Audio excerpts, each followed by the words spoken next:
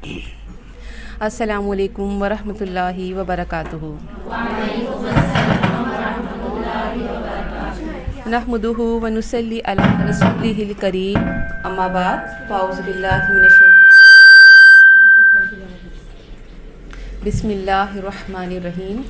رب اشرح لی صدری ویسر لی امری واحلل عقدۃ من لسانی یفقہوا قولی، رب زدنی علما رب زدنی علما، اللہم فقہنا فی الدین، رب یسر ولا تعسر وتمم بالخیر وبک نستعین۔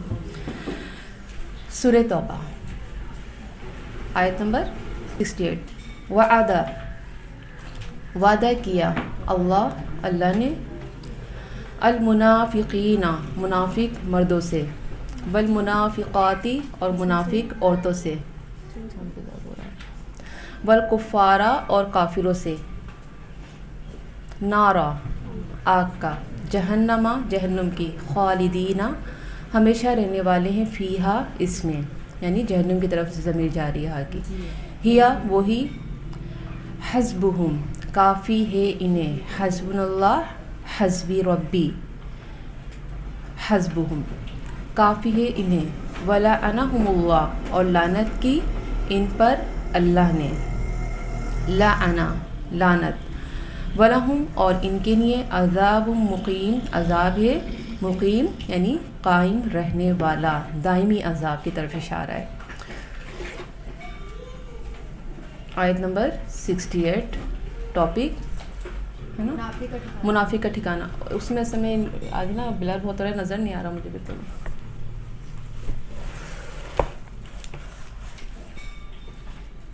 لیکن قرآن پاک میں آتا ہے کہ منافق آگ کے سب سے نچلے حصے میں ہوں گے اور یہی ان کے لائق ہے۔ 30ویں سپارے میں اس کا ذکر ہے، جہنم کی سب سے نچلی وادی، ان پر اللہ کی لعنت ہے۔ اللہ کی رحمت کا اظہار کیا ہے؟ جنت کی صورت میں دیا جاتا ہے، یعنی مومنین کے لیے کیا ہے؟ جنت ہے، مگر منافقین کے لیے رحمت سے دوری ہے۔ اور رحمت سے دور کون ہوتا ہے؟ جن پر اللہ لعنت کرتا ہے، یعنی اللہ کی لعنت، اس کا کتنا بڑا عذاب ہے کہ اللہ جہنم میں ڈالے گا، اور جہنم بھی ایسی کہ دائمی عذاب۔ ہم پڑھتے ہیں حدیث میں کہ لوگوں کو ان کی سزائیں دی جائیں گی اور ان کو جہنم سے نکال لیا جائے گا، یہاں تک کہ رائے کے دانے کے برابر بھی اگر کسی کے دل میں ایمان ہوگا تو وہ نکال لیا جائے گا اللہ کے نبی صلی اللہ علیہ وسلم کی دعاؤں کی بدولت۔ لیکن یہاں پہ بات ہو رہی ہے دائمی عذاب کی، عذاب مقیم، تو مطلب کیا ہے؟ ایسا عذاب جو ان سے چپک جائے گا، انہیں چھوڑے گا ہی نہیں، ہمیشہ ہمیشہ کا عذاب۔ اور کون لوگ ہیں؟ منافقین والمنافقاتی، جو لا الہ الا اللہ محمد رسول اللہ پڑھنے والے، اپنے آپ کو مسلمان کہنے والے، لوگوں کو یہ بتانے والے کہ ہم بھی آمنا ایمان لائے ہیں۔ تو یہ ان کے بارے میں بات ہو رہی ہے یہاں پہ۔ ہم نہ مشرکین کی بات کر رہے ہیں، نہ یہاں پر اللہ رب العالمین ہمیں کافرین کے بارے میں بتا رہے ہیں، بلکہ منافقین کے بارے میں بتا رہے ہیں، یعنی ان کو دائمی عذاب ہوگا۔ تو یہاں پر اللہ کی رحمت سے دوری کن لوگوں کو ملتی ہے؟ کس کو ملی تھی سب سے پہلے؟ کون تھا وہ؟ ابلیس کو اللہ رب العالمین نے کیا کہا تھا کہ جا دفع ہو جا، اور میری رحمت سے دوری ہے تیرے لیے، اور میں نے تجھ پر لعنت کی۔ لعنت کا الفاظ احادیث میں ہمیں کئی جگہ ملتا ہے۔ اللہ کے نبی صلی اللہ علیہ وآلہ وسلم نے فرمایا کہ وہ محفلیں جن میں مرد اور عورت ساتھ ہوں اور بے پردگی ہو، اس محفل پر اللہ اور فرشتے لعنت کرتے ہیں۔ اللہ اکبر! ہم نے اتنا چھوٹا لے لیا لعنت کو، ہر شادی پہ لعنت ہو رہی ہے اور ہم اس بات کی فکر ہی نہیں کر رہے۔ مرد عورت سب ساتھ ہوتے ہیں، بے پردگی ہوتی ہے، اور اللہ لعنت کر رہا ہے۔ اور لعنت کیا ہے؟ ان پر اب رحمت نہیں آئے گی، اللہ نے رحمت کو ان کے لیے ختم کر دیا۔ اب یہ لعنت کے مستحق ہوئے ہیں، تو لعنت کون ہے؟ جہنم خالدین فیہا، ایسی جہنم جس میں یہ ہمیشہ رہیں گے. وَلَهُمْ عَذَابٌ مُقِيمٌ، اور عذاب اس میں کیسا ہوگا؟ دائمی عذاب. تو لعنت والے جو کام اللہ کے نبی صلی اللہ علیہ وسلم نے ہمیں بتائے کہ لوگوں پر لعنت کن کن صورتوں پہ کی جائے گی، ان سے بچنا ہمارے لیے بہت ضروری ہے تاکہ ہم دائمی عذابات سے بچ سکیں. تو ہم نے کیا سیکھا؟ دنیا کی زندگی دنیا کی رہائش وقتی ہے، ہمیشگی کی زندگی ہمیشگی کا گھر بہترین ہونا کامیابی ہے. یہ تو وقتی زندگی ہے نا، یہاں سے تو ہم نے جانا ہے 60 70 80 90 سال کتنا جی لیں گے، لیکن حقیقت میں جو ہماری زندگی ہے ہمیشگی والی، ہمیں اس کی تیاری کرنی ہے. منافقین کا ٹھکانہ نچلا حصہ، منافقین کے طرز عمل سے خود کو بچانا ہے تاکہ بہتر ٹھکانہ حاصل ہو. آیت نمبر 69. مسلسل منافقین کے بارے میں اللہ رب العالمین ایسی وعیدیں عذابات سنا رہا ہے. ہم نے مسلسل بہت کچھ پڑھا، لیکن ابھی ہم نے کیا پڑھا تھا کل کی کلاس میں؟ نسوا اللہ فنسیہم، وہ بھول گئے اللہ کو تو اللہ نے بھی ان کو بھلا دیا. یہ بہت بڑی تکلیف کی بات ہے کہ کوئی کسی کو بھول جائے. ہم دنیا میں ہی کسی کا بھول جانا برداشت نہیں کرتے، لیکن کل قیامت کے جس کے بارے میں بتایا جاتا ہے کہ حشر کے میدان میں انسان اپنے پسینوں میں شرابور ہوگا اور گھبراہٹ کا وہ عالم ہوگا کہ انسان چاہے گا کہ جلدی سے مجھے فیصلہ سنا دیا جائے. تو ایسے میں اللہ تعالیٰ اس کو بھلا دے گا. پھر آپ دیکھیں کیا بات ہوئی کہ دائمی عذاب ہوگا آیت نمبر 68 میں، اور دائمی عذاب ہوگا اور لعنت ہوگی ان پر. پھر اب بات ہو رہی ہے ان لوگوں کی مزید 69 میں، کالذین، ان لوگوں کی طرح جو من قبلکم، تم سے پہلے تھے، کانو، تھے وہ، اشد، بہت شدید، منکم، تم سے، قوتاً، قوت میں، و اکثرا، اور زیادہ تھے، اموال، مال میں، و اولاداً، اور اولاد میں. یہ آیت جو ہے یہ مضمون بار بار قرآن مجید میں وقتاً فوقتاً آتا رہتا ہے. وجہ کیا ہے؟ کیونکہ ہر دور کے انسان ہر دور میں اپنے آپ کو سب سے زیادہ قابل سمجھتے ہیں. جیسے کہ آج ہم کیا کہتے ہیں؟ اتنی ترقی تو کبھی کسی دور نے کی ہی نہ ہوگی.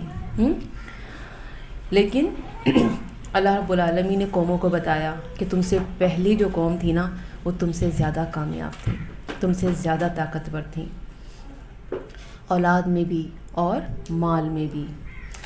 فاستمتعوا، کیا کیا انہوں نے؟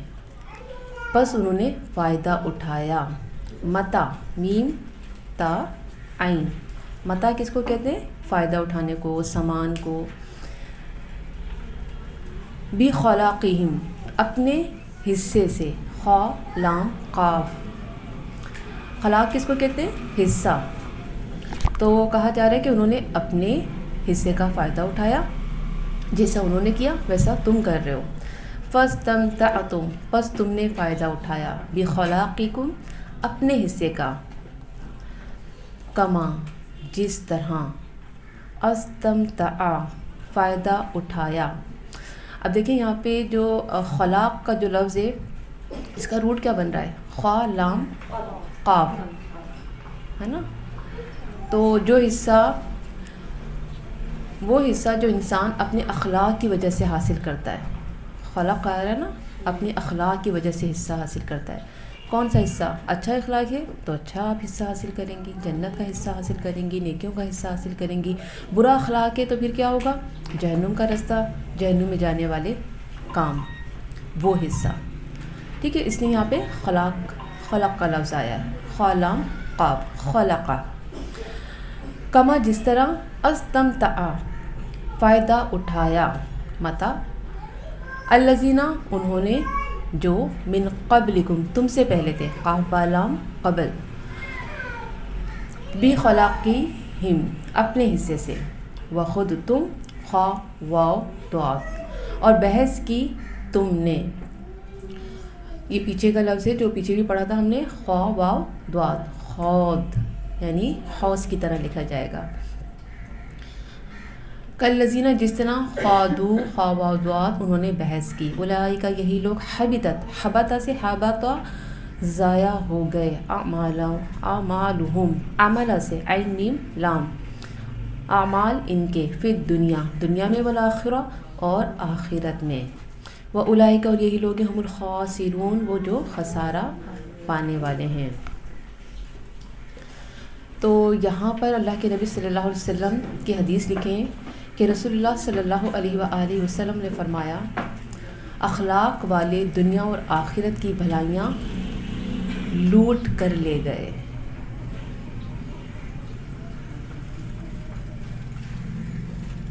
یعنی کامیاب کون ہوگا؟ جس کا اخلاق بہترین ہوگا۔ جب اعمال نامے تولے جائیں گے تو سب سے زیادہ وزنی بہترین اخلاق کا ہوگا۔ جس کا بہترین اخلاق ہوگا اس کے اعمال نامے کا وزن زیادہ ہوگا۔ گزشتہ قوموں کا طرز عمل۔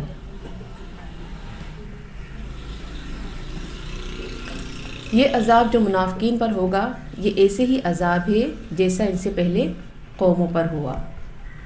جو ان سے پہلے تھی قومیں، بتایا جا رہا ہے کہ ان نافرمان قوموں میں تم سے زیادہ مال و طاقت تھی، جسمانی قوت، اولاد کی کثرت،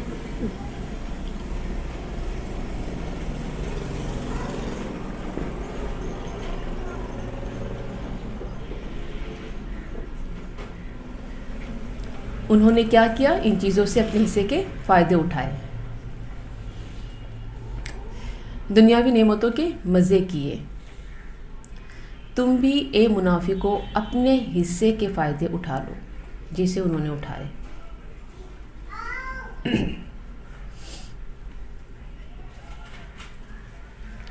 اور آخرت کے لیے کچھ نہ کیا۔ ٹھیک ہے، آج بھی ہمارے سامنے دنیا میں بہت سارے لوگ ایسے ہیں، دولت بھی بہت ہے، شہرت بھی بہت ہے، اور طاقت بھی بہت ہے، جسمانی طاقت بھی بہت ہے۔ اور اللہ کے نبی صلی اللہ علیہ وسلم کے دور میں بھی میں نے آپ کو بتایا تھا کہ یہ جو سردار تھے، یہ جو کافرین تھے، ان کے بارے میں بتایا جاتا ہے کہ دولت بہت تھی، بیٹے ہی بیٹے بہت زیادہ، بیٹوں کا زیادہ ہونا کیا ہے؟ شان کی علامت ہے۔ تو بیٹے بھی بہت تھے، اور پھر یہ اتنے خوبصورت جسم والے تھے کہ ابو لہب کے بارے میں کیا کہا جاتا ہے کہ وہ اپنے سرخ چہرے کی وجہ سے ابو لہب اس کا نام ٹھہرا، آگ کا انگارہ۔ تو سرخ اس کا رنگ تھا، ایسی تیز اس کے چہرے پر گلابی تھی۔ اور ہم لوگ آج کیا کہتے ہیں، جو جتنا خوبصورت ہوتا ہے ہم کہتے ہیں اتنا ہی اچھا ہے، یہ بڑی نیک ہے، اس کے چہرے پہ بڑا نور ہے۔ ہم لوگ بظاہر نظر آتی ہوئی چیز کو سونا سمجھتے ہیں، اور کیا کہا جاتا ہے؟ ہر چمکتی ہوئی چیز سونا نہیں ہوتی ہے۔ تو کبھی بھی جو ہے آپ یہ فیصلہ نہ کریں کہ جو بہت زیادہ خوبصورت نظر آ رہا ہے وہ بہت زیادہ نیک ہے۔ جی نہیں، آپ دیکھ لیں، اگر غیر مسلم کو آپ دیکھیں تو ان کا رنگ روپ، ان کی شان و شوکت کتنی، یعنی کہ نہ صرف ان کا رنگ اتنا چمکتا ہوا ہوتا ہے بلکہ ان کے نقوش بھی بڑے خوبصورت ہوتے ہیں، ہے نا۔ تو یہاں پر یہ بتایا جا رہا ہے یہ چیزیں ہم نے ان سب کو دی تھیں، ان لوگوں نے اس سے کیسا فائدہ اٹھایا؟ خوب انجوائے کیا۔ وہ سمجھے کہ بس زندگی میں ہمیں یہ تمام نعمتیں سے ملی ہیں کہ کھل کے جیو، خوب انجوائے کرو۔ اچھا، اخلاق کی دو بنیادیں ہوتی ہیں۔ نمبر 1 دنیا حاصل کرنا۔ کچھ لوگ اس لیے اچھا اخلاق رکھتے ہیں کہ انہیں مطلب ہوتا ہے، یعنی کہ مطلب ہوتا ہے تو بہت میٹھے، بہت پیارا انداز، بڑے محبت سے ملنا۔ تو نمبر 1 کیا ہے؟ دنیا حاصل کرنا۔ نمبر 2 آخرت حاصل کرنا، ہر حال میں با اخلاق، بہترین اخلاق کا مظاہرہ کرنا، خواہ کوئی مطلب ہو یا نہ ہو، ہمیشہ اچھے رہنا، مخلص رہنا۔ کیوں؟ کیونکہ ان کی نظر آخرت پر ہوتی ہے، ان کی نظر اللہ کی رضا پر ہوتی ہے۔ تو وہ قومیں جنہیں دنیاوی ترقی مقصود تھی وہ انہوں نے حاصل کر لی، فائدے اٹھا لیے، لیکن آخرت کے لیے انہوں نے کچھ نہ کیا، کچھ نہ جمع کیا۔ آج بھی یہ چیزیں بہت عام ہیں۔ یہاں فرمایا تمہارا حال اعمال ماضی کے کافروں جیسا ہے۔ کس کو کہا جا رہا ہے؟ یہی منافقین کی جو بات چل رہی ہے کہ تمہارا حال ماضی کے کافروں جیسا ہے۔ سورہ منافقین میں خاص طور پر منافقین کی ظاہری علامت ظاہر کی ہے کہ وہ بات ایسے کرتے ہیں کہ تم انہیں سنتے رہ جاؤ، اور ان کے جسم ایسے ہیں کہ تم انہیں دیکھتے رہ جاؤ، یعنی ان کی شخصیت، ان کا بات کرنے کا انداز. ابو لہب کا بھی انداز اللہ کے نبی کے دور میں بتایا جاتا ہے. ابو لہب ہیں یا اور بھی جو سردار تھے، ان کا کچھ انداز ایسا ہوتا تھا کہ لوگ ان کی باتوں میں فوراً آ جایا کرتے تھے. بڑا جملوں کو ترتیب سے جو ہے بولنا، اس کی صلاحیت جو ہے نا ہر کسی میں نہیں ہوتی ہے. تو یہاں پر منافقین کے بارے میں یہ بات بتائی جا رہی ہے کہ ان کا انداز ایسا ہے کہ تم انہیں دیکھتے رہ جاؤ. ان کی خوبصورتی ایسی ہے کہ تم انہیں دیکھتے رہ جاؤ. منافقین نے لوگوں میں ہر دل عزیز ہونے کے لیے ہر طرح سے بااخلاق ہونے کا ڈرامہ کرتے تاکہ لوگوں میں ہماری واہ واہ ہو، لوگوں سے فائدے اٹھائے جائیں.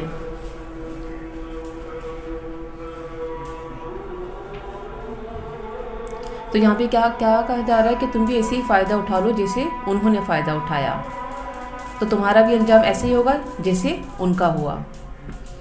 انہوں نے دنیا کے لحاظ سے تو بہت اچھے اچھے کام کیے، یعنی کہ دنیا کے لحاظ سے بڑے سکسیسفل تھے، لیکن ساری سکسیس یہیں رہ گئی. جیسے آج بھی آپ دیکھ رہے ہیں کہ کس طرح سے دنیا کے لیے اپنے آپ کو توڑ رہے ہیں، محنت کر رہے ہیں اور بہت کامیاب ہو رہے ہیں، لیکن کیا ہے ساری محنتیں یہیں پر ہی رہ جائیں گی. آخرت کے لیے کچھ نہیں کیا، دنیا کا مال و متاع یہیں رہ گیا.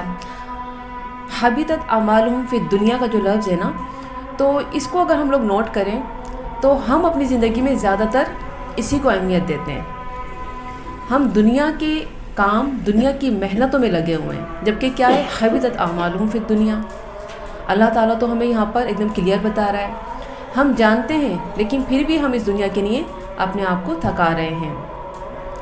اچھا، دنیا میں کیسے ضائع ہوئے ان کے اعمال جن کی بات ابھی ہم کر رہے ہیں، لیکن کہ دنیا میں کیسے ضائع ہوئیں ان کی کوششیں. ان کی اولادیں جو تھیں وہ مسلمان ہو گئیں.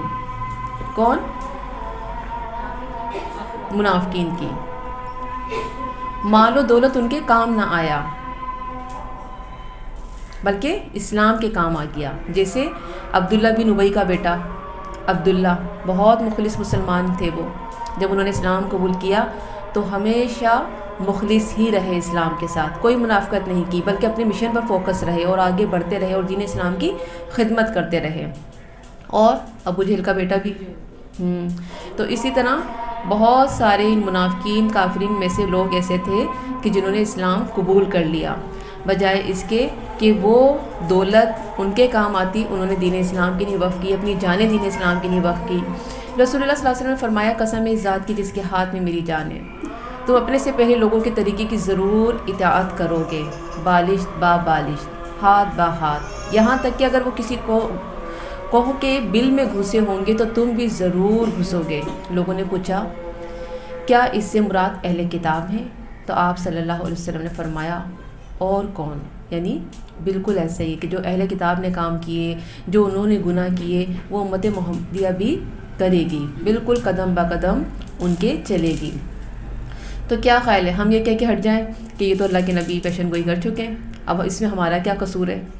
تو اللہ کے نبی نے، اس قرآن نے، ان احادیث نے ہمیں بتایا کہ ہمیں ان سے بچنا ہے، ہمیں ان میں شامل نہیں ہونا، ہمیں مسلسل کوشش کرنی ہوگی. اور یہ کیسے ممکن ہے؟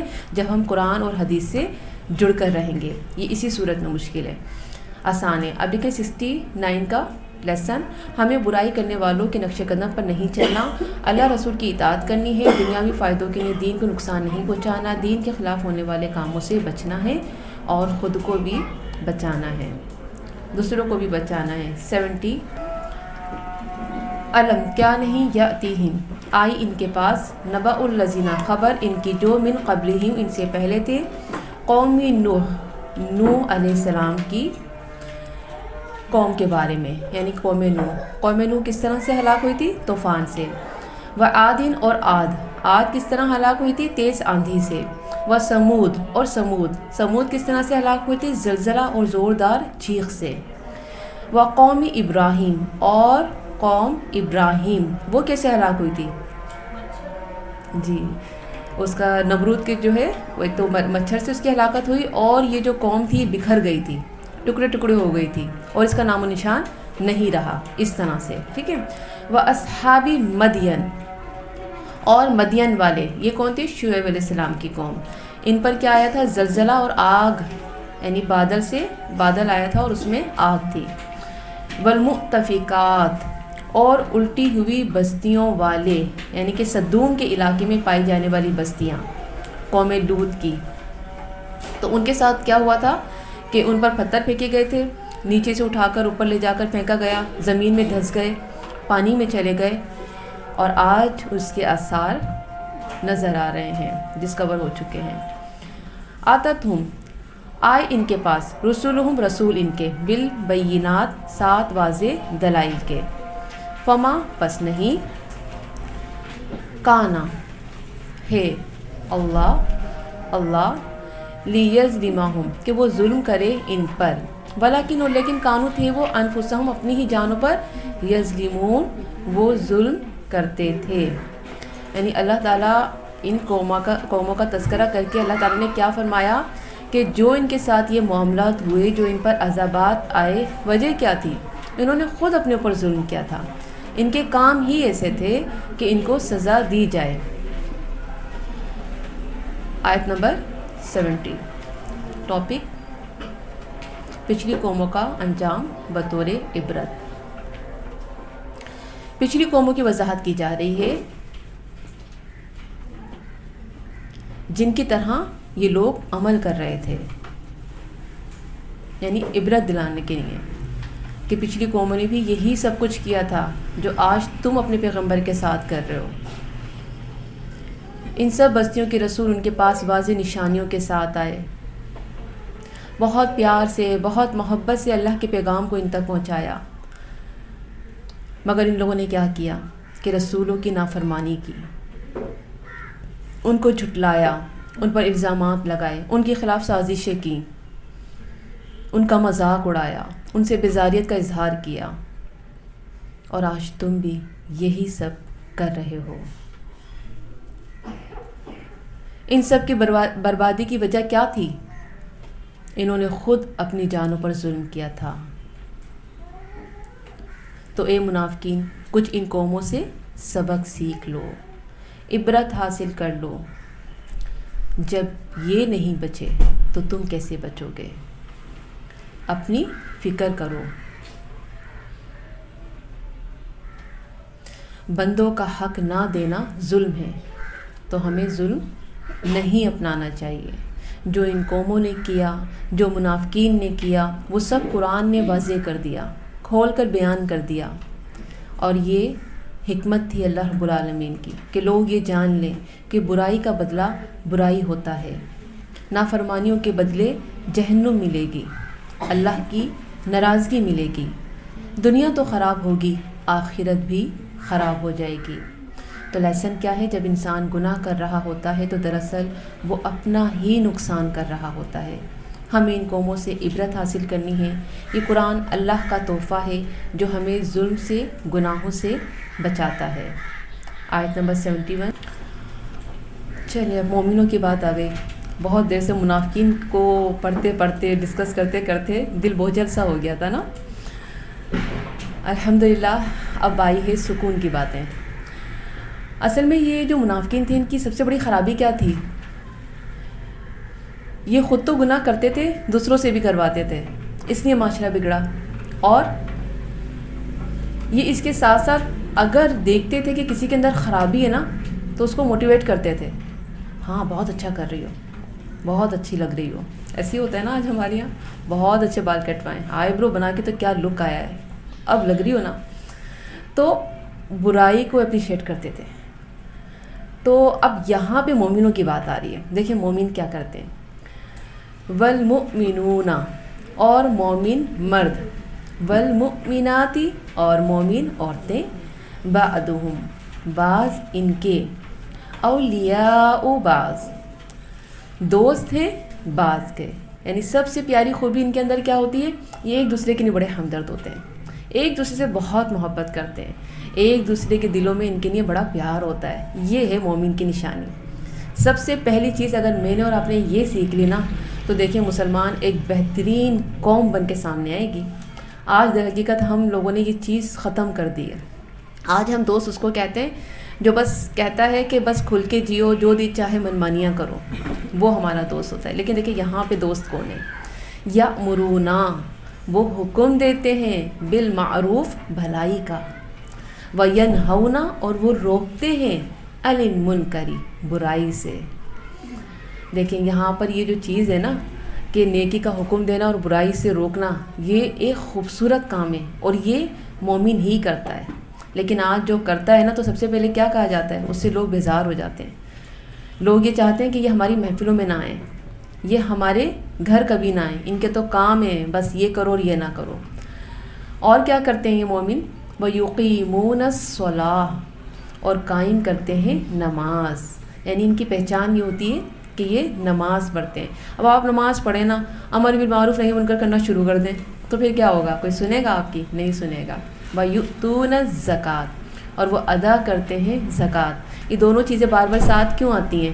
ایک اللہ کا حق اور ایک بندوں کا حق. یہ دو حق ہم نے پورے کر دیے نا تو ہم بہترین انسان، بہترین مسلمان بن سکتے ہیں. وَيُطِيعُونَ اللَّهَ اور وہ اطاعت کرتے ہیں اللہ کی، وَرَسُولَهُ اور اس کے رسول کی. اولئک یہی لوگ ہیں، سَيَرْحَمُهُمُ اللَّهُ ضرور رحم کرے گا ان پر اللہ. رحم سے رحمیم. ان اللہ بے شک اللہ عزیز الحکیم بہت زبردست خوب حکمت والا ہے. مومنوں کی صفات. اب دیکھیں مومن کی تعریف کیا ہے. پہلے تو مومن کی تعریف لکھیں. مومن وہ ہوتا ہے جو اپنے لیے پسند کرے وہی دوسروں کے لیے پسند کرے. مومن کو خیر سے بڑی محبت ہوتی ہے. مومن کو خیر سے بڑی محبت ہوتی ہے. اب خیر میں کیا کیا چیزیں آ جاتی ہیں؟ خیر میں ہر وہ چیز آ جاتی ہے جس کا حکم ہمیں اللہ دیتا ہے. اللہ کے نبی صلی اللہ علیہ وسلم کے احکامات، ان کی سنتیں، ان کے طریقے. تو مومن کو ان چیزوں سے ایک لذت محسوس ہوتی ہے، بہت پیار ہوتا ہے سنتوں سے، نماز سے. تو مومن کو خیر سے بڑا پیار ہوتا ہے اور مومن یہ چاہتا ہے اس خیر کو میرا بھائی میری بہن بھی حاصل کرے، اور وہ اس چیز کے لیے کوشش کرتا رہتا ہے کہ کسی طرح میری بہن، میری کزنس، میرے محلے والے، میری پڑوسن وہ بھی خیر حاصل کر لے. تو منافقین کی صفات کے بعد بات ہو رہی ہے مومن کی صفات کی. تو ہمیں یہ دیکھنا ہے کہ ہم کس حد تک مومن ہیں. پہلی صفت کیا بتائی؟ ایک دوسرے کے مددگار ہیں، غم خوار ہیں، دوست ہیں. ایک بہترین دوست ہی ہر غم تکلیف کا ساتھی ہوتا ہے اور نیکیوں میں ایک دوسرے کو لے کر ساتھ چلتا ہے. حدیث میں آتا ہے مومن کے لیے ایک دیوار کی طرح ہے جس کی ایک اینٹ دوسری اینٹ کو مضبوط کرتی ہے. ایک اور حدیث میں آتا ہے کہ رسول اللہ صلی اللہ علیہ وسلم نے فرمایا مومنوں کی مثال آپس میں ایک دوسرے کے ساتھ محبت کرنے اور رحم کرنے میں ہے، اور یہ ایک جسم کی طرح ہیں. جب جسم کے کسی حصے کو تکلیف ہوتی ہے تو سارا جسم اس تکلیف کا شکار ہوتا ہے. یعنی ایک دوسرے سے ایسے جڑے ہوئے ہیں. ان کی دوسری صفت کیا بتائی؟ نیکی کا حکم دیتے ہیں اور برائی سے روکتے ہیں. کسی کو برا کام کرتا دیکھ کر بے حس نہیں ہوتے کہ اس کی مرضی، اسے اپنی قبر میں جانا ہے، مجھے اپنی قبر میں جانا ہے. وہ یہ نہیں کہتے، انہیں فکر ہو جاتی ہے. وہ اس کو ہلاکت سے بچانے کی کوشش کرتے ہیں. وہ کیا کہتے ہیں کہ یہ کام نہ کرو، اللہ ناراض ہو جائے گا. اللہ تعالیٰ کو یہ چیزیں پسند نہیں ہیں، اور وہ پیار سے محبت سے اس کی اصلاح کرتے ہیں اور اس فکر میں رہتے ہیں کہ میری یہ بہن اس گناہ سے بچ جائے. اللہ کے نبی صلی اللہ علیہ وآلہ وسلم کا جو غم تھا، زندگی بھر کا غم، یا اللہ یہ ایمان کیوں نہیں لاتے، اللہ یہ نیک عمل کیوں نہیں کر لیتے. اور اللہ کے نبی راتوں کو رویا کرتے تھے. اللہ کے نبی راتوں کو رو رو کے دعائیں کرتے تھے، اللہ تو انہیں ہدایت دے دے، اللہ تو انہیں اپنے دین کے لیے پسند کر لے. تو کیا میرا اور آپ کا یہ کام نہیں ہونا چاہیے کہ ہم بھی راتوں کو اٹھ کر ہاتھ اٹھا کے اللہ سے دعائیں کریں کہ اللہ میری فیملی کو، میرے خاندان کو، میرے بہن بھائی ہر مسلمان کو اللہ تو اپنے دین کے لیے پسند کر لے. آج کیا بے حیائی پاکستان میں نہیں ہے؟ اللہ رب العالمین نے یہ پاکستان کس لیے دیا تھا؟ یہ لا الہ الا اللہ کی بنیاد پر حاصل ہوا تھا، لیکن آج آپ دیکھ لیں کیا ہو رہا ہے ہمارے ملک میں۔ مجھے اور آپ کو بہت ذمہ داری ہے۔ اللہ کے نبی صلی اللہ علیہ وسلم نے فرمایا کہ ہر انسان دوسرے انسان کا نگران ہے اور اس سے اس کی رعیت کے بارے میں سوال کیا جائے گا۔ تو کیا میں یہ جواب دے سکوں گی کہ اللہ اس وقت میں نے کچھ کیا تھا؟ ہم سب کو کوشش کرنی ہے کہ لوگ دین کی طرف آ جائیں۔ کہیں پہ کچھ بھی ہو رہا ہے، اگر ہم جہاد پہ نہیں نکل سکتے، اگر ہم ان مسلمانوں کی مدد نہیں کر سکتے، کم از کم اپنی فیملی، اپنے خاندان کو دین کی طرف تو لا سکتے ہیں۔ کم از کم اتنا جہاد تو کر سکتے ہیں کہ ہمارے بچے اپنے بستروں کو چھوڑ کر فجر کی نماز کے نہیں چلے جائیں، ہمارے شوہر فجر کی نماز کے نہیں چلے جائیں۔ ہمارے لیے تو یہی بہت بڑا جہاد ہے اگر ہم سمجھیں تو۔ لیکن کیا کریں، اپنے گھروں کے ہی حال اتنے برے، کیسے یہ معاشرہ سنبھلے گا؟ تو کیا غم کھاتا ہے وہ کہ میرا مسلمان بھائی اس گناہ میں ہے، مجھے اس کو اس گناہ سے نکالنا ہے۔ میری اس بہن کے یہاں جب بھی کوئی کام ہوتا ہے تو بدعت ہوتی ہے، میری اس بہن کے یہاں بڑی بے پردگی ہے، یہ بالکل پردے کا جو ہے انتظام نہیں کرتی، اپنی بچیوں کو اس نے کچھ نہیں سکھایا۔ آپ وہاں بار بار جائیں، پیار سے اس کو سمجھائیں، قرآن کی جو ہے آیتیں، احادیث، اللہ کے نبی صلی اللہ علیہ وسلم کے احکامات بتائیں، اور بتائیں کہ یہ دنیا، یہاں سے تو ہمیں جانا ہے، ہمیں آخرت کی تیاری کرنی ہے۔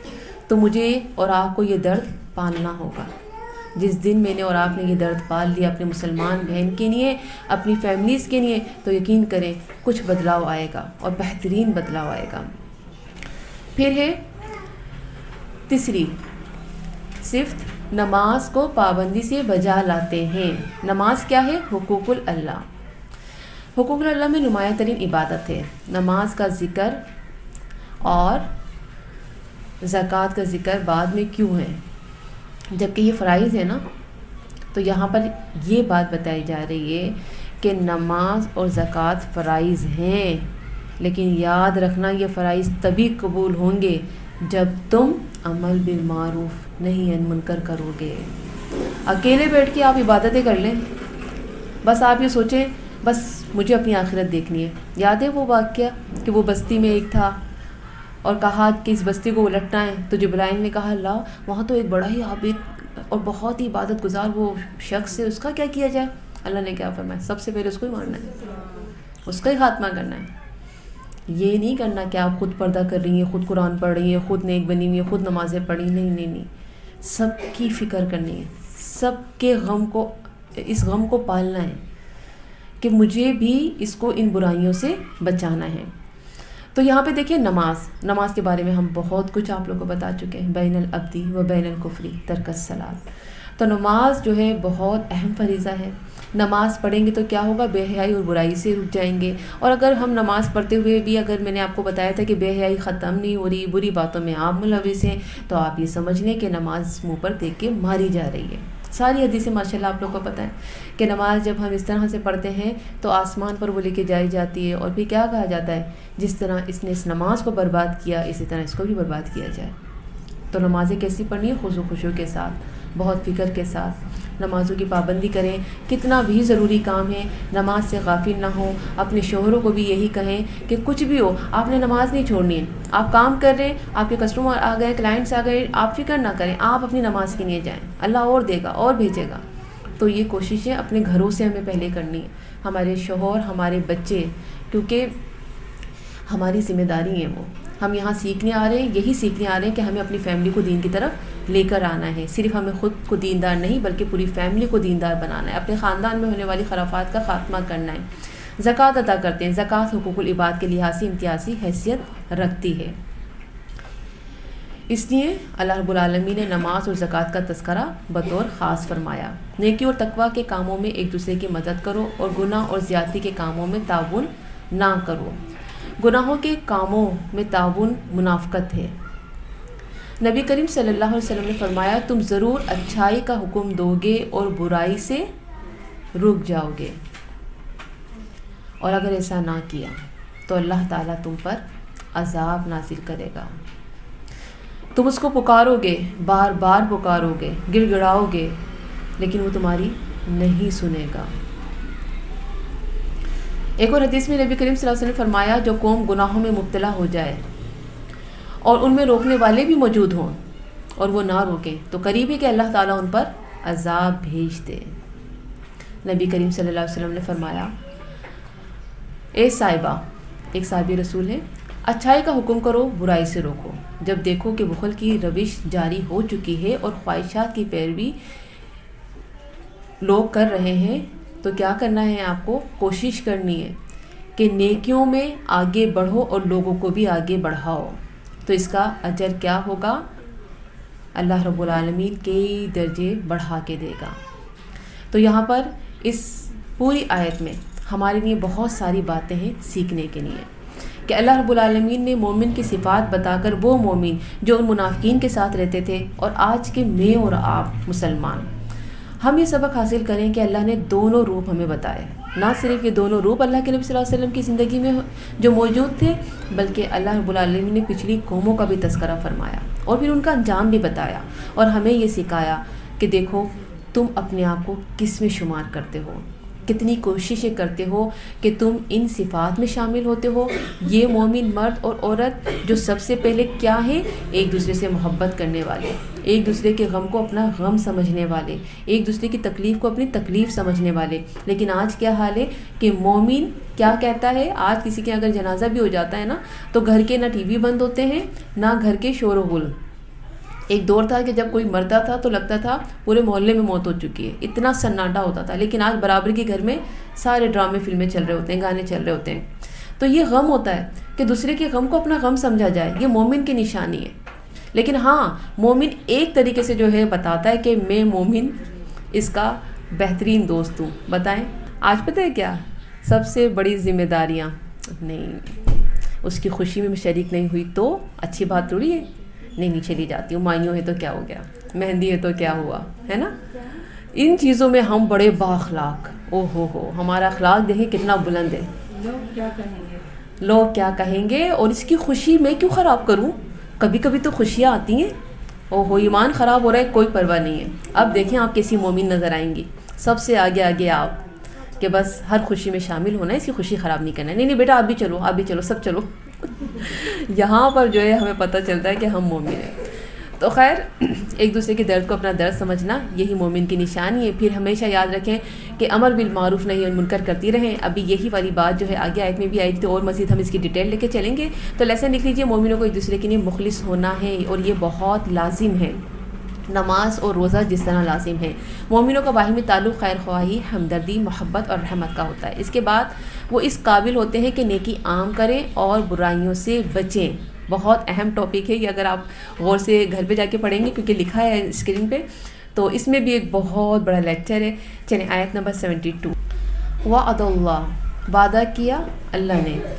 پیچھے جب منافقین کی باتیں ہو رہی تھیں، ان کی صفات بتائی جا رہی تھیں، تو اس وقت بھی اللہ نے وعدہ کیا تھا، جیسا انہوں نے کیا اس کے مطابق اللہ نے وعدہ کیا تھا۔ اب یہاں پہ اللہ رب العالمین نے مومنوں کی صفات بتائیں، اور اب اللہ تعالیٰ مومنوں سے وعدہ کر رہے ہیں۔ وعد اللہ، وعدہ کیا اللہ نے، مؤمنین، مومن مردوں سے، والمؤمنات، اور مومن عورتوں سے، جنات، باغات کا، جیم نون نون، اور جن بھی اسی سے ہی ہے۔ جنن کا مطلب کیا ہوتا ہے؟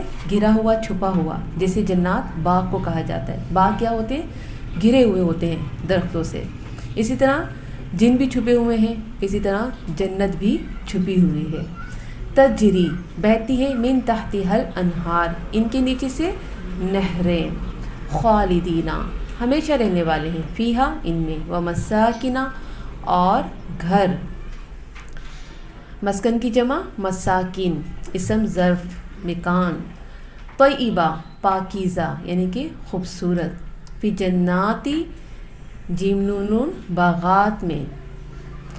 عدن، عین دال نون، عدن کے، عدن کا مطلب ہوتا ہے ہمیشگی والی۔ معدن، معدنیات، عدن، معدن، معدنیات بھی اسی سے۔ کانوں میں طویل عرصہ چیزیں رہتی ہیں نا، ہم کافی عرصہ کانوں میں چھپی رہتی ہیں، تو عدن کیا ہے؟ ہمیشگی، اس کی میننگ سے۔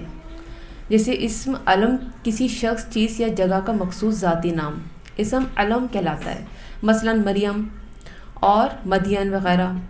تو اب آپ یہاں پہ عدن کا نام ہے، یہ عدن کا نام ہمیشگی والا رکھا ہے، تو اس کی ایک پہچان بتائی جا رہی ہے، اس کا ایک علم ہے۔ صفت سے مراد وہ اسم ہے جو کسی صفت کی اچھائی اور برائی کو ظاہر کرے۔ تو یہ نام عدن جو ہے اپنی اچھائی کو ظاہر کر رہا ہے۔ اور یہ کون سی جنت ہے؟ یہ بڑی خاص جنت ہے۔ وردوان، اور رضا مندی ہے، یعنی کہ جنت میں جانا اور پھر رضا مندی کا ملنا کتنے بڑے احساس کی بات ہے۔ من اللہ، اللہ کی طرف سے، اکبر جو سب سے بڑی بات ہے، ذالکہ یہی، ہوا وہ، فوز العظیم کامیابی ہے بہت بڑی، فوز فوزیہ کامیابی۔ آیت نمبر 73 2 مومنین سے اللہ کا وعدہ، سچے منافقین کی صفات و کردار اور اس کے بدلے عذاب کا وعدہ، اس کا ذکر ہے۔ اب مومنین کی صفات و کردار اور اس کے بدلے جنت عدن کا وعدہ کیا جا رہا ہے۔ جنت عدن کے بارے میں لکھیں۔ ابو داؤد سے روایت ہے کہ رسول اللہ صلی اللہ علیہ وآلہ وسلم نے فرمایا، عدن اللہ کا وہ گھر ہے جسے کسی آنکھ نے نہیں دیکھا، کسی بشر کے دل پر اس کا خیال نہیں آیا، اس میں نہیں رہیں گے سوائے 3 لوگوں کے، یعنی کہ 3 طرح کے لوگ اس میں ہوں گے۔ نمبر 1 انبیاء، نمبر 2 صدیقین، نمبر 3 شہداء۔ اور باقی صالحین کہاں جائیں گے؟ باقی جنتیں اور ہیں اس میں جن کو اللہ رب العالمین نے بنایا ہے۔ تو اللہ سبحانہ و تعالیٰ خوشخبری دے رہا ہے اس کے لیے، کن کو؟ ابھی ہم نے کس کے بارے میں پڑھا ہے؟ مومنین۔ کون مومنین؟ جن کی صفات ہم نے بتا دی ہیں۔ اگر وہ اس صفات کے مالک ہوں گے تو وہ ان جنتوں میں جائیں گے جہاں پہ انبیاء کرام ہوں گے، جہاں پہ صدیقین ہوں گے، جہاں پہ شہداء ہوں گے۔ اللہ کے نبی کی حدیث یاد آئی کہ وہ صحابی رسول کہ اللہ کے نبی گھر جاتا ہوں تو بے چین ہو جاتا ہوں، تو اللہ کے نبی نے کیا کہا تھا؟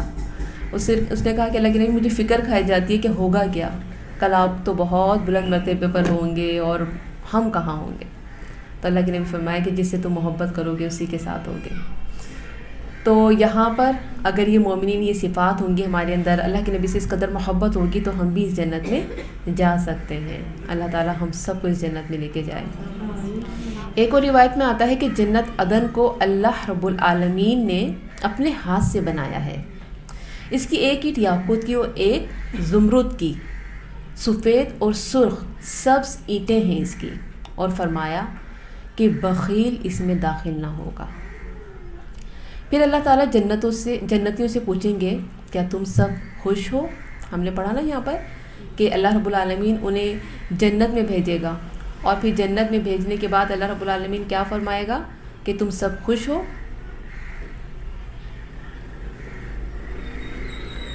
وَرِضْوَانٌ مِّنَ اللَّهِ اکبر۔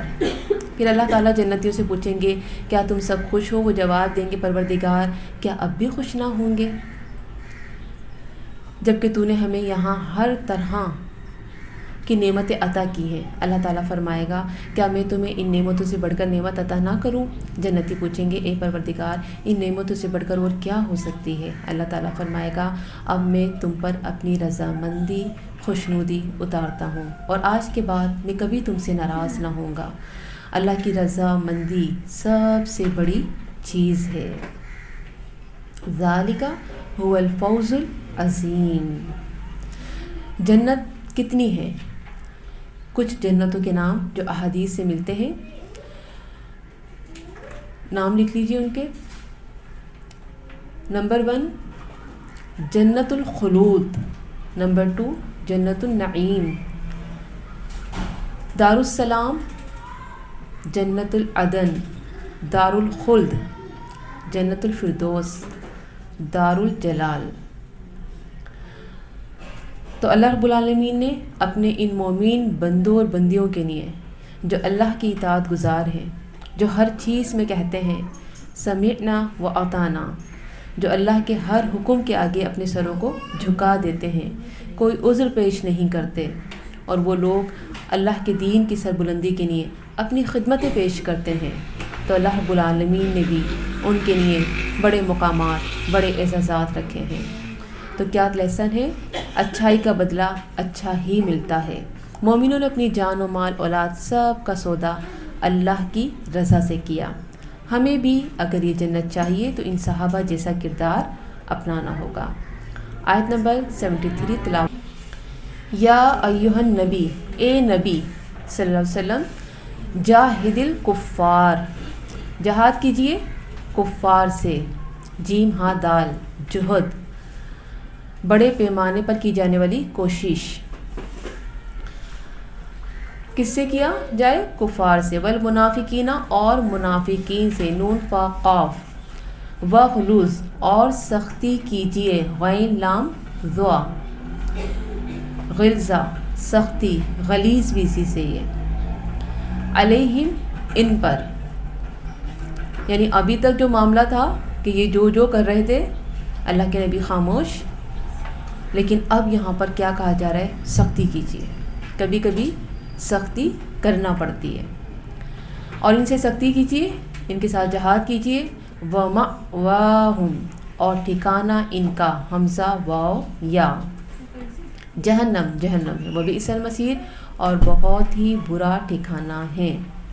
منافقین و کفار کے خلاف جہاد کا حکم۔ اس آیت میں نبی کریم صلی اللہ علیہ وآلہ وسلم کو اور امت مسلمہ کو منافقین اور کفار سے جہاد اور ان پر سختی کا حکم دیا جا رہا ہے۔ نیکیوں کے مواقع انہوں نے کیا کیے؟ ضائع کر دیے۔ کتنی جنگیں آئیں، کتنے موقع آئے، لیکن ہر بار عذر پیش کرنا، ہر بار بہانے کرنا۔ تو اللہ تعالیٰ بھی کبھی کبھی موقع دیتا ہے، اور جب بندہ بار بار موقع ضائع کرتا ہے تو پھر کیا ہوتا ہے؟ اللہ وہ مواقع ختم کر دیتا ہے، اور اللہ رب العالمین نیکی کے راستے گم کر دیتا ہے۔ تو کفار کے ساتھ کیا کیا جائے؟ جہاد کیا جائے۔ اچھا، اللہ کے نبی صلی اللہ علیہ وسلم نے کفار کے ساتھ جب بھی جہاد کیا تو کیسے کیا؟ تلوار سے۔ اور منافقین کے ساتھ کیسے جہاد کیا؟ تلوار سے نہیں، منافقین کے ساتھ تلوار سے نہیں، زبان سے کیا۔ کیسے زبان سے کیا؟ تبلیغ کرنا، سمجھانا۔ جسے آپ لوگ کو پتہ ہے کہ اکثر کتنے ہی مسلمان ایسے ہوتے ہیں جو ایسی باتیں کہہ رہے ہوتے ہیں جو حیران کن ہوتی ہیں، اور پھر آمنے سامنے ان کو بٹھایا جاتا ہے، ڈیبیٹ ہوتی ہے جیسے۔ اب اس میں بات ہوتی ہے کہ بھئی دلائل کے ساتھ، کہ کون صحیح طریقے سے دلائل پیش کرتا ہے، جو کر سکتا ہے وہی کامیاب ہوگا۔ تو اللہ کے نبی دلائل سے ان سے بات کرتے ہیں، انہیں سمجھاتے ہیں کہ دیکھیں بات اس طرح سے ہے۔ لیکن اب کیا کہا جا رہا ہے؟ بہت پیار سے ان کو سمجھا کے دیکھ لیا، یہ لوگ نہیں مانتے، اب آپ سختی کریں ان پر۔ کیونکہ اب کیا ہوا تھا؟ اب ان کی جو سازشیں تھیں، ان کی جو سرگوشیاں، ان کے جو تمام کام تھے جو یہ کر رہے تھے، اللہ کے نبی صلی اللہ علیہ وسلم کے قتل تک کی سازش ان لوگوں نے کی۔ تو کیا کہا جا رہا ہے کہ اب ان کے تمام راز کھل چکے ہیں، بے نقاب ہو گئی ہیں ان کی سازشیں، اب ان کے ساتھ نرمی کا کوئی جواز نہیں، بلکہ اب ان کے ساتھ سختی کی جائے گی۔ تو یہاں پر یہ بات ہمیں سیکھنے کو مل رہی ہے کہ جب بار بار کہنے سے بات سمجھ نہ آئے تو پھر سختی کی جائے، تاکہ اب بات جو ہے ان کو سمجھ آ جائے، اور اگر پھر بھی نہیں آتی تو پھر کیا کیا جائے؟ ایسے لوگوں کو ان کے حالوں پر چھوڑ دیا جائے۔ اب یہ اس لائق نہیں ہے کہ آپ اپنا ٹائم ویسٹ کریں، اب یہ اس لائق نہیں ہے کہ آپ بار بار ان کے گھروں میں جا کے کہیں کہ آ جائیں، کلاس وہاں پر ہوتی ہے پڑھ لیں، ایک دفعہ کہہ دیا، دو دفعہ کہہ دیا، بار بار کہنے کے بعد بھی یہ موقع اگر ضائع کیا جا رہا ہے تو بس اب اللہ نے ان کے لیے راستے گم کر دیے۔ اب اللہ مرتے دم تک ایسے لوگوں کو ہدایت نہیں دیتا۔ ابھی یہی بات آگے اس کا اگلا ٹکڑا آئے گا، لیسن لکھ لیجئے۔ اللہ اور رسول کے احکامات پر عمل کرنا ہے تاکہ اللہ کی سختی سے بچ سکیں، نیکیوں کے مواقع ضائع نہیں کرنے۔ اللہ ہم سے بہت پیار کرتا ہے، وہ بار بار ہمیں موقع دیتا ہے تاکہ ہم اس کی طرف لوٹ آئیں، ہمیں رب کی رضا حاصل کرنی ہے۔ آیت نمبر 74۔ یحلفون، وہ قسمیں کھاتے ہیں، حلف سے حلف باللہ، اللہ کی۔ کون کھاتے ہیں؟ منافقین کی طرف اشارہ ہے۔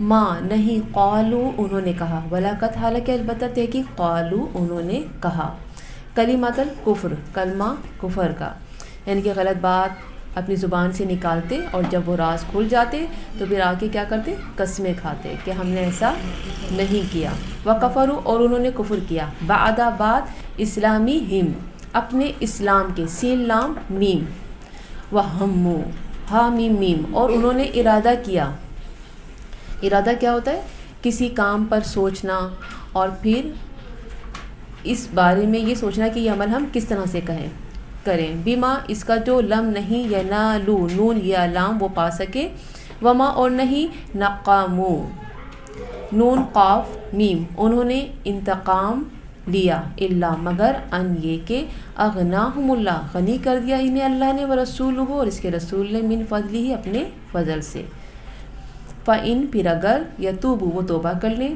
یکو خیر لہم ہوگا بہتر ان کے لیے، وَإِن یتولوا اور اگر وہ منہ موڑیں، یعذبہم اللہ عذاب دے گا انہیں اللہ، عذاباً علیما عذاب دردناک، فی الدنیا دنیا میں، والآخرہ اور آخرت میں، وما اور نہ ہوگا لہم فی الارض ان کے لیے زمین میں، میوں ولیوں ولا نصیر کوئی دوست اور نہ کوئی مددگار۔ 74 منافقین کی سازشیں بے ناکام،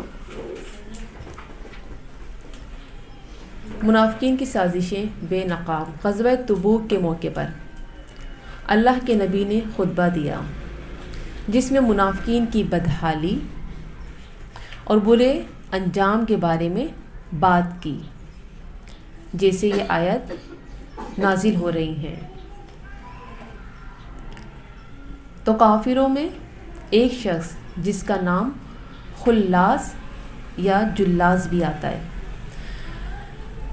دونوں طرح سے یہ نام آیا ہے، اس نے کہا، یعنی اپنے دوستوں میں جا کے آپ کی باتیں سنی اور اپنے لوگوں میں جا کر کہا اگر محمد جو کچھ کہتے ہیں وہ سچ ہے تو ہم گدھوں سے بدتر ہیں۔ یہ بات صحابی رسول عامر بن قیس نے سن لی، انہوں نے کہا رسول اللہ صلی اللہ علیہ وآلہ وسلم نے جو کچھ فرمایا ہے وہ سچ ہے۔ اس نے تو اگر لگایا تھا نا کہ اگر یہ سچ کہتے ہیں تو انہوں نے کیا کہا کہ اللہ کے نبی صلی اللہ علیہ وسلم جو کچھ کہتے ہیں وہ سچ ہے اور تم واقعی گدھوں سے بھی بدتر ہو۔ جب نبی کریم صلی اللہ علیہ وآلہ وسلم تبوک سے واپس مدینہ پہنچے تو عامر بن قیس نے یہ واقعہ نبی کریم صلی اللہ علیہ وآلہ وسلم کو سنایا کہ ایسی ایسی باتیں ہوئی تھیں۔ تو اللہ کے نبی صلی اللہ علیہ وسلم نے اس کو بلایا خلاص کو اور اس بارے میں پوچھا، تو اس وقت اس نے کیا کیا، قسم کھائی۔ اللہ کے نبی نے کہا کہ بتاؤ تم نے ایسا کہا تھا؟ تو اس نے کہا کہ نہیں میں نے ایسا نہیں کہا تھا۔ اللہ کے نبی نے کہا اچھا قسم کھاؤ، تو اس نے قسم کھائی اور جھوٹی قسم کھائی کہ میں نے ایسا نہیں کہا۔ اب باری آتی ہے حضرت عامر بن قیس کی، آپ قسم کھائیں۔ اب دیکھیں جانتے ہیں کہ یہ جو ہے میرا صحابی رسول ہے، لیکن دنیا کو ان منافقین کو دکھانا تھا کہ انصاف کیا ہوتا ہے، اب آپ قسم کھائیں۔ تو جب انہوں نے قسم کھائی تو انہوں نے قسم کس طرح سے کھائی کہ انہوں نے قسم کھائی کہ میں سچ کہتا ہوں، اس نے ایسا ہی کہا تھا، اور ساتھ ہاتھ اٹھائے اور دعا کی یا اللہ وحی کے ذریعے اپنے نبی کو اس کی خبر دے دے۔ اور جو وہاں پر جتنے بھی مسلمان بیٹھے تھے صحابہ کرام ان سب نے آمین کہا۔ ابھی آمین کہا ہی تھا کہ آسمان سے خبر آ گئی، سبحان اللہ۔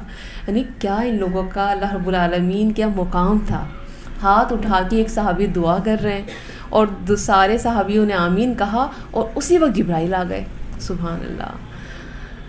تو انہوں نے آ کے خبر دے دی۔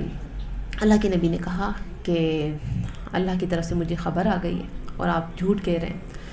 اب یہ جو جلاس تھا وہ اٹھا اور اس نے فوراً اعتراف جرم کیا اور کہا مجھ سے یہ گناہ ہوا ہے، لیکن میں اب اللہ سے مغفرت مانگتا ہوں اور توبہ کرتا ہوں، کیونکہ اللہ تعالیٰ نے مجھے اسی آیت میں توبہ کا حق بھی دے دیا۔ اسی آیت میں توبہ کی بھی بات ہو رہی ہے نا کہ اگر وہ توبہ کر لیں، تو جب یہ آیت نازل ہوئی اسی وقت یہ آیت نازل ہوئی تھی، تو انہوں نے کہا کہ ٹھیک ہے میں اعتراف جرم کرتا ہوں، مجھ سے غلطی ہو گئی ہے، لیکن ساتھ ساتھ اللہ نے مجھے توبہ کا حق بھی دیا ہے، تو میں توبہ کرتا ہوں کہ میں آئندہ ایسی کوئی بات نہیں کروں گا اور میں اب دل سے مسلمان ہوں۔ تو انہوں نے توبہ کی اور اللہ رب العالمین نے ان کی توبہ قبول فرمائی، لیکن بعض روایت میں آتا ہے کہ قبول نہیں فرمائی، کیونکہ اللہ کے نبی صلی اللہ علیہ وسلم کی گستاخی کی سزا کیا ہے، اس کی معافی نہیں ہے۔ تو بتایا جاتا ہے کہ توبہ قبول ہو گئی تھی اور پھر مرتے دم تک یہ مخلص مسلمان رہے۔ پھر آپ یہ دیکھیں کہ ان لوگوں کے ایسے معاملات تھے کہ اللہ کے نبی صلی اللہ علیہ وسلم کی شان میں گستاخی کرتے تھے، اور اکثر ایسے جملے کہہ دیتے تھے کہ جس کی وجہ سے اللہ رب العالمین کی طرف سے ایسے پیغامات آتے کہ ان پر حد جاری ہو جاتی۔ اسی طرح اور بھی بہت سے واقعات ہیں، جیسے کہ ہم نے پڑھا تاریخ کے اوراق میں لکھا ہے ولید بن مغیرہ کے بارے میں کہ اس نے بھی اللہ کے نبی صلی اللہ علیہ وآلہ وسلم کے لیے اللہ کے نبی صلی اللہ علیہ وسلم کی شان میں ایسی گستاخی کی کہ اس نے گالی دی تھی، کہ اس نے یہ کہا تھا کہ تبوک کے موقع پر کہ جب ہم واپس جائیں گے نا مدینے، تو اگر یہ ہار گئے اور کافرین غالب آئے تو ہم گالی دے کے کہا کہ ان سب کو مدینے سے نکال دیں گے، مسلمانوں کو اور پیغمبر کو۔ تو ان کا ہی بیٹا جو تھا عبداللہ، اس نے یہ بات سن لی تھی، اور یہ واقعہ بڑا ایموشنل ہے، آپ لوگوں نے یقیناً پڑھا ہوگا کہ جب یہ واقعہ ہوا اور پھر اللہ رب العالمین نے فتح دی تھی مسلمانوں کو اور فتح مکہ کا بھی ہوا، تو انہوں نے کہا کہ میں ان کو نہیں اندر آنے دوں گا، انہوں نے میرے نبی کو جو ہے گالی دی تھی، اپنے باپ کو اس طرح سے کہا انہوں نے۔ تو یہ خیر ان لوگوں کے ظاہر منافقت کے اتنے آگے بڑھ گئے تھے کہ ان لوگوں کو اس بات کا بھی احساس نہیں ہوتا تھا کہ یہ کہہ کیا رہے ہیں۔ پھر یہ ارادے کی بات ہو رہی ہے یہاں پر کہ ارادہ کیا منافقین نے، یہاں پہ کون سے ارادے کی بات ہو رہی ہے؟ جنگ تبوک سے واپسی پر منافقین نے رسول اللہ صلی اللہ علیہ وآلہ وسلم کے خلاف ایک سازش کی جو کہ کامیاب نہیں ہوئی۔ یہاں پہ ہم نے بھی آیت میں پڑھا نا، وَكَفَرُوا بَعْدَ إِسْلَامِهِمْ وَهَمُّوا بِمَا لَمْ يَنَالُوا، اور انہوں نے کفر کیا بعد اپنے اسلام کے، انہوں نے ارادہ کیا اس کا جو نہیں وہ پا سکے، یعنی ارادہ کیا، پلاننگ کی، لیکن کامیاب نہیں ہوئے۔ کون سا ارادہ تھا؟ ان لوگوں کا ارادہ یہ تھا کہ انہوں نے منافقین نے جنگ تبوک سے واپسی پر منافقین نے رسول اللہ صلی اللہ علیہ وسلم کے خلاف ایک سازش کی جس میں جو کامیاب نہ ہو سکی۔ یہ 10 یا 12 منافقین تھے جو ایک گھاٹی میں چھپ گئے، جہاں سے نبی کریم صلی اللہ علیہ وآلہ وسلم 2 صحابہ حذیفہ بن یمان اور حضرت عمار ان کے ساتھ جا رہے تھے اور اپنے لشکر سے علیحدہ ہو گئے تھے۔ تو جس راستے سے ان کو جا رہے تھے اسی راستے میں گھاٹی میں یہ 10 یا 12 منافقین چھپ گئے کہ اللہ کے نبی جب یہاں سے گزریں گے تو ہم پر حملہ کر دیں گے اور ان کا کام تمام کر دیں گے، نعوذ باللہ۔ لیکن وحی کے ذریعے اللہ رب العالمین کو ان کو اطلاع دے دی اللہ کے نبی صلی اللہ علیہ وسلم کو، اور اللہ کے نبی صلی اللہ علیہ وسلم نے اپنا راستہ بدل دیا۔ اور ایک جگہ آتا ہے کہ اللہ کے نبی صلی اللہ علیہ وسلم نے راستہ نہیں بدلا، لیکن صحابہ کرام یعنی کہ 2 جو صحابی تھے انہوں نے بہت دلیری سے ان سے مقابلہ کیا اور اللہ کے نبی صلی اللہ علیہ وسلم باحفاظت وہاں سے نکل گئے۔ تو ان کا یہ ارادہ، یہ سازش تھی، یعنی اتنی حد تک گر چکے تھے کہ اللہ کے نبی کی جان تک کے دشمن بن گئے تھے اور کلمہ پڑھتے تھے، یہ اس طرح کے منافق تھے۔ تو اللہ کے نبی صلی اللہ علیہ وسلم یہاں سے اللہ کی وحی کے ذریعے اپنی سیفٹی کی اور وہاں سے نکل گئے۔ صحابہ کرام نے بہت دلیری سے مقابلہ کیا۔ پھر آپ دیکھیں آگے آیت میں ان منافقین کو کسی بات کی ناراضگی ہے، کیا تصور ہے پیغمبر کا، وہ دیکھ نہیں رہے تھے۔ رسول اللہ صلی اللہ علیہ وسلم کے آنے کے بعد مدینہ کو کیا ہوا تھا کہ کس طرح سے اللہ رب العالمین نے مدینہ کو ایک ترقی دی، معیشت جو ہے مضبوط ہو چکی تھی، اور جنگ بدر بھی جو ہے کامیاب ہو چکی تھی، جنگ احد بھی کامیاب ہو چکی تھی، اور اللہ رب العالمین نے مدینہ میں ہونے والی جو خرابیاں تھیں، جو لڑائی جھگڑے فسادات تھے، جو معاملات بگڑے ہوئے تھے، ان سب کو اللہ کے نبی صلی اللہ علیہ وسلم کی برکت سے اللہ رب العالمین نے سنوار دیا تھا۔ یعنی مدینہ کو ایک ترقی ملی تھی، دنیا میں ایک نام تھا مدینہ کا، لیکن پھر بھی یہ منافقین اللہ کے نبی کے دشمن بنے ہوئے تھے اور اللہ کے نبی صلی اللہ علیہ وسلم کے خلاف کوئی نہ کوئی سازش مسلسل کر رہے تھے۔ تو یہاں پر بھی انہوں نے کیا کیا تھا کہ اللہ کے نبی صلی اللہ علیہ وسلم کو مارنے کی سازش کی تھی۔ تو یہاں پہ کہا جا رہا ہے کہ کس وجہ سے یہ اللہ کے نبی کے دشمن بنے ہوئے، جبکہ اللہ کے نبی تو ان کے لیے باعث برکت ثابت ہوئے اور اللہ کے نبی صلی اللہ علیہ وسلم کے ذریعے انہیں بڑی ترقی ملی تھی، یعنی کہ مدینہ کو۔ پھر آپ دیکھیں توبہ کرنے کی جو بات ہو رہی ہے، تو توبہ کے بارے میں ہم قرآن مجید میں بار بار پڑھ چکے ہیں کہ اللہ رب العالمین کی توبہ کس قدر پسند ہے، کتنے بھی گناہ کیوں نہ ہو۔ اور توبہ کے بارے میں آپ جانتی ہیں کہ 99 قتل کرنے والے نے بھی توبہ کی تو اس کو بھی معاف کر دیا گیا۔ ذوالکفل نے بھی توبہ کی تو اس کو بھی معاف کر دیا گیا۔ تو یہاں پر اللہ کے نبی صلی اللہ علیہ وسلم پر بھی جب آیتیں نازل ہو رہی تھیں تو اللہ کے نبی صلی اللہ علیہ وسلم کو بھی یہ بتایا جا رہا تھا ان کے گناہوں کے بارے میں، ان کی سازشوں کے بارے میں، لیکن ساتھ ساتھ یتوبو کا لفظ آ رہا ہے۔ بتانے کا مقصد اس میں کیا ہے کہ اللہ کو توبہ پسند ہے، ان کی سازشیں بہت تھیں، ان کے اندر خرابیاں بہت تھیں، یہ بہت کچھ غلط کر رہے تھے، لیکن اللہ بار بار توبہ کا آپشن رکھتا تھا کہ یہ اب بھی توبہ کر لیں تو ان کو معاف کر دیا جائے گا۔ اللہ کو توبہ اس قدر پسند ہے۔ تو یہاں پر لیسن لکھ لیجئے، جھوٹ ایک نہ ایک دن سامنے آ جاتا ہے، جھوٹ رسوائی کا باعث ہوتا ہے، گناہ پر توبہ انسان کو کامیاب کر دیتی ہے اور گناہ پر ہر درمی ہلاکت کا باعث بنا دیتی ہے۔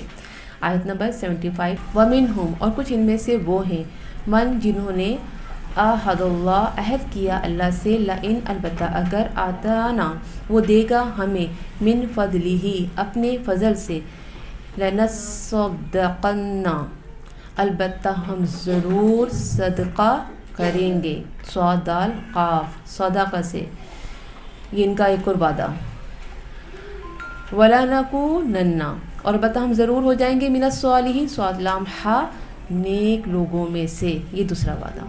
پہلا وعدہ کیا؟ ہم ضرور صدقہ کریں گے، اللہ تعالیٰ اگر ہمیں بہت مال دے دے تو ہم ضرور صدقہ کریں گے۔ دوسرا کیا؟ ہم بہت نیک ہو جائیں گے۔ اب دیکھیں یہاں سے جو ہے نا ہمیں بہت کچھ سیکھنے کو ملنے والا ہے کہ بچے بڑے ہو جائیں گے پھر آئیں گے، بچے بڑے ہو جاتے تو پھر کیا کہتے ہیں؟ شادیاں کر دوں پھر آتی ہوں، پھر بچوں کی شادی میں پوتا پوتی ہے نا، اب وہ چھوڑ کر آ جاؤں بہو پہ سارے بچے، پھر کیا ہوتا ہے؟ خبر آ جاتی ہے۔ منافقین کے جھوٹے عہد، ٹاپک لکھ لیں، منافقین کے دلوں کا حال سورہ توبہ میں کھولا جا رہا ہے۔ یہاں بھی ان کی ایک ایسی کیفیت اور قول و فعل و عمل کو واضح کیا جا رہا ہے۔ منافقین میں جو عادت ہم نے پڑھی وہ نبی کریم صلی اللہ علیہ وسلم کو تکلیف دیتے تھے، صدقہ دینے سے بخل کرتے تھے۔ اب یہاں ایک اور حالت بیان کی جا رہی ہے کہ وہ اللہ سے وعدہ کر رہے ہیں، اور کیا کہہ رہے ہیں کہ ہم خلاف ورزی نہیں کریں گے اس وعدے کی، جبکہ منافق کی تو پہچان ہی ہے، یہ وعدہ کرتا ہے اور توڑ دیتا ہے۔ اگرچہ یہ منافقین کی یہ حالت ہے مگر پھر بھی یہ بھول جاتے ہیں کہ ہمارا تو کام ہی وعدہ کر کے توڑنا ہے، لیکن پھر وعدے کرنے کے لیے سب سے آگے ہوتے ہیں، سب سے پہلے ہوتے ہیں۔ ارادہ نیت اگر کریں تو پورا کرنا ضروری ہے، اللہ یہ کہ کوئی مجبوری ہو۔ یہاں تو وعدے کی بات آ رہی ہے، لیکن آپ اگر کبھی ارادہ بھی کرتی ہیں نا تو وہ بھی نیت ہے آپ کی، آپ نے اس کو پورا کرنا ہے کہ میں کلاس جوائن کروں گی، اب آپ نے کرنی ہے، میں کبھی چھٹی نہیں کروں گی، اب آپ نے یہ نیت پوری کرنی ہے، یہ کام ہو جائے تو میں روزہ رکھوں گی، تو وہ روزہ رکھنا ہے۔ یا میرے پاس اگر پیسے آ جاتے ہیں تو اتنے میں پیسے اللہ کی راہ میں نکالوں گی، تو وہ دینے ہیں۔ تو یہاں پر اگر یہ چھوٹی چھوٹی نیتوں کو ہم نے پورا نہ کیا ہے نا تو پھر کیا ہوگا؟ وعدہ خلافی ہماری صفت بن جائے گی، پھر ہمیں وعدہ خلافی کرنے سے بھی کوئی روک نہیں سکے گا، کیونکہ چھوٹے چھوٹے گناہ بڑے گناہوں کی طرف کس طرح لے جاتے ہیں انسان کو خود خبر نہیں ہوتی ہے۔ اس لیے کہتے ہیں کہ گناہ کو چھوٹا نہ سمجھو، یہ نہ سوچو تو میں نے ایسے سوچا تھا، ایسے ہی کہہ دیا تھا، ضروری تو نہیں ہے، نہیں، آپ نے وہ جو نیت کی ہے، جو ارادہ کیا ہے وہ پورا کریں تاکہ آپ وعدہ خلافی نہ کریں۔ تو انہوں نے یہاں پر کیا وعدہ کیا کہ ابھی تو ہمارے پاس کچھ بھی نہیں ہے، اللہ تعالیٰ ہمیں بہت سارا مال دے گا نا تو ہم خوب اللہ کی راہ میں صدقہ کریں گے۔ ان منافقین نے کہا اگر اللہ ہمیں خوب مال و دولت دے تو ہم ضرور صدقہ دیں گے، اور ساتھ ساتھ انہوں نے ایک اور بات کہہ دی، یعنی یہ تو تھا ہی مشکل، دوسرا اور مشکل کام کیا کہہ دیا؟ ہم نیک بن جائیں گے، نیکیوں میں سبقت لے جائیں گے۔ تو یہاں پر منافقین کی جو عادت بتائی جا رہی ہے نا، یہ آج مسلمانوں میں بہت عام ہے، ہر چیز میں مسلمان یہی کہتا ہے، آج کا مسلمان یہ کہتا ہے ایسا ہو جائے نا پھر ایسا کر سکتی ہوں، میں قریب گھر ہوگا نا پھر کلاس جوائن کروں گی، دور ہے نا گھر کیسے آؤں، اور بھی بہت کچھ۔ تو یہاں پر کیا سیکھا ہم نے؟ جنہیں اللہ کی راہ میں دینے کا شوق ہوتا ہے وہ تھوڑے پیسوں میں بھی دیتے ہیں، دعوے نہیں عمل کرتے ہیں، یہ بھی آگے آیت میں آئے گا۔ آیت نمبر 76، فلما، پھر جب، آتاہم، اس نے دیا انہیں، من فضلہ، اپنے فضل سے، بخلو، وہ بخل کرنے لگے، باخا لام، بخل کیا ہے؟ منافقت کی علامت ہے، بھی ساتھ اس کے، وتولوا، اور وہ منہ موڑ گئے، وہم، اس حال میں کہ وہ معرضون، عین را ضاد، اعراض کرنے والے تھے۔ 76، بخل کرنے والے نافرمان، جو بھی ہم نے پیچھے پڑھا اسی کا اگلا حصہ ہی ہے۔ یہاں بھی اسی حالت کی مزید وضاحت کی جا رہی ہے کہ اللہ سے وعدہ کیا، تو اللہ نے کیا کیا؟ ان کو وہ مال دے دیا جس مال کے وہ طلبگار تھے. مگر جب مال دیا تو انہوں نے کیا کیا؟ پھر سے وعدہ خلافی کی.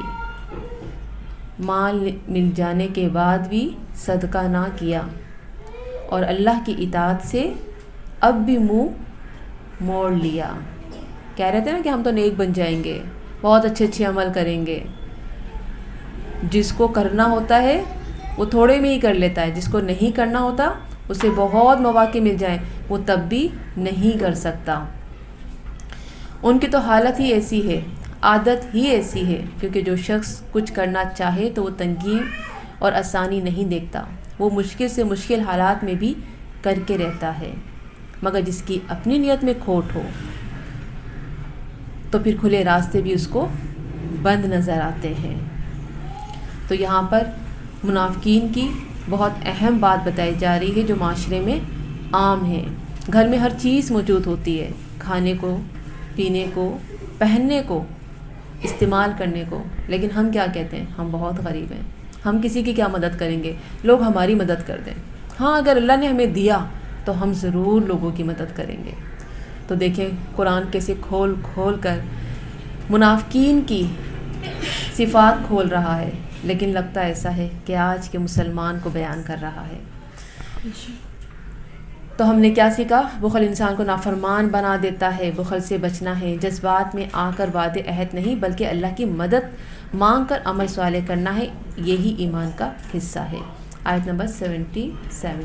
فَأَعْقَبَهُمْ عین قاف با عقب، تو اس نے سزا دی انہیں.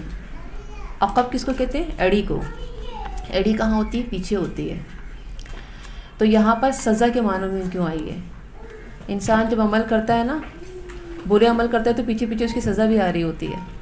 تو اس نے یہاں پر پیچھے ایڑی کا لفظ سزا کے لیے استعمال کیا گیا ہے کہ اگر آپ جو عمل کریں گے نا اس کی سزا آپ کے پیچھے ہی ہے.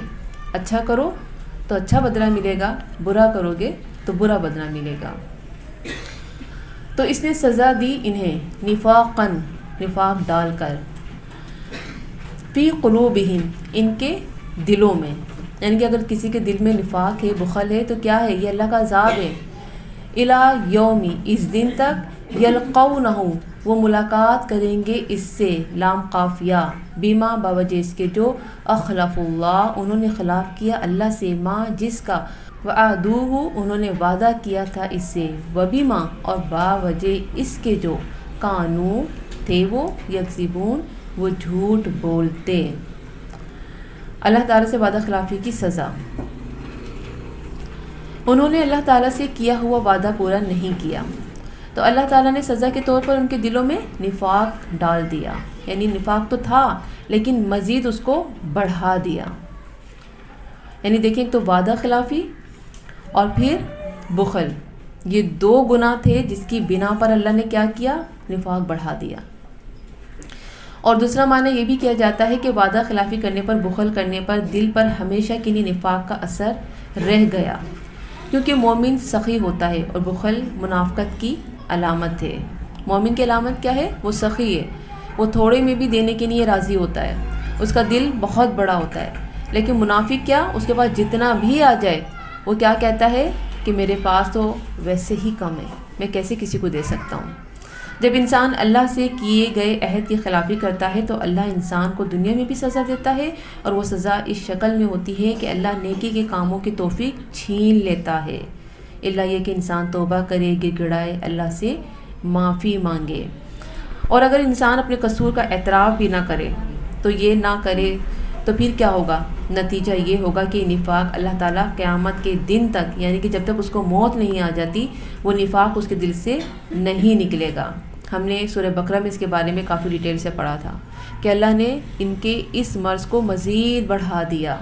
اللہ تعالیٰ جب لوگوں کی بیماریوں کو دیکھتا ہے تو اللہ تعالیٰ بیماریوں کو کیوں بڑھاتا ہے؟ کیونکہ وہ اس کا علاج نہیں کرتے. اور یہ بھی ایک ظاہر عام سی بات ہے، آپ کو کوئی تکلیف ہے، کوئی بیماری ہے، آپ دوائی نہ لائیں، آپ علاج نہ کریں تو پھر کیا ہوگا، وہ بیماری اور بڑھ جائے گی۔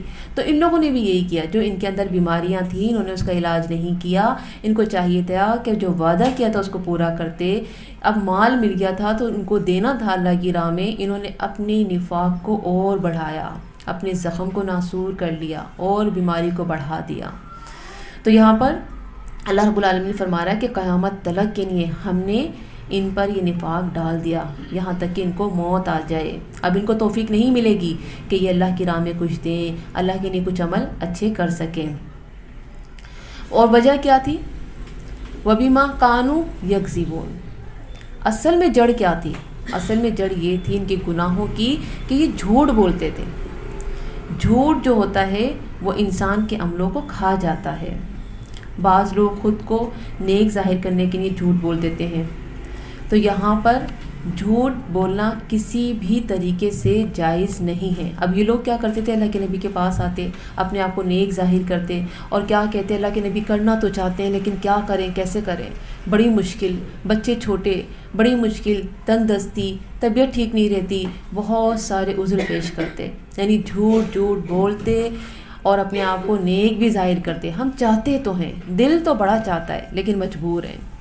تو اللہ رب العالمین فرما رہا ہے وَبِمَا كَانُوا يَكْذِبُونَ، یہ تمام چیزیں کس وجہ سے تھیں؟ کیونکہ یہ جھوٹ بولتے تھے، ان کے اندر جھوٹ تھا، ہر معاملے میں یہ جھوٹ سے کام لیتے تھے، جھوٹی باتیں، جھوٹے ارادے کرنے والے کر جاتے ہیں، نہ کرنے والے صرف باتیں کرتے ہیں، یعنی کرنے والوں کو جو ہے صرف جھوٹے ارادے اور جھوٹی باتیں، عذر پیش کرنے کی ضرورت نہیں ہوتی ہے، جنہیں کرنا ہوتا ہے بس وہ قدم بڑھاتے ہیں، اللہ مالک ہے، اللہ دیکھے گا، اللہ کا راستہ ہے نا، اللہ آسان کرے گا۔